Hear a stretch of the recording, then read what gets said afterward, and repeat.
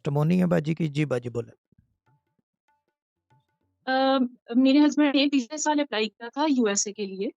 और लेकिन अप्लाई करने के बाद हमने मतलब उनकी फीस वगैरह भी पे कर दी जो भी, लेकिन पता नहीं चला काफी टाइम कितने महीने गुजर गए, लेकिन हमें ना अपॉइंटमेंट की ना डेट नहीं मिल रही थी।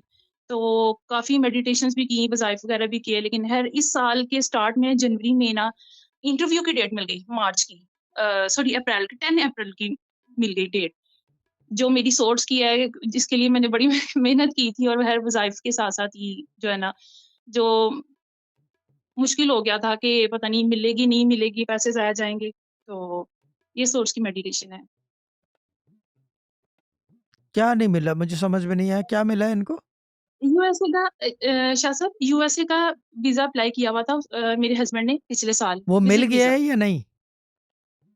जी मिल गया है, हाँ, मिल तो गया। बोले कि वीज़ा लग गया है, सीधी इतनी सी बात। मैंने कहा पता नहीं, येस डिड इट अगेन। थोड़ा एनर्जी आपने जिस तरह बोला है, ऐसा लगा है कि लगा नहीं है। अल्लाह ना करे, अल्लाह ताला नहीं, मुबारक नहीं, करे। शाह बोलो साहब जाओ जो भाई है जाओ, जल्दी जाओ, ठीक है वीज़े ना?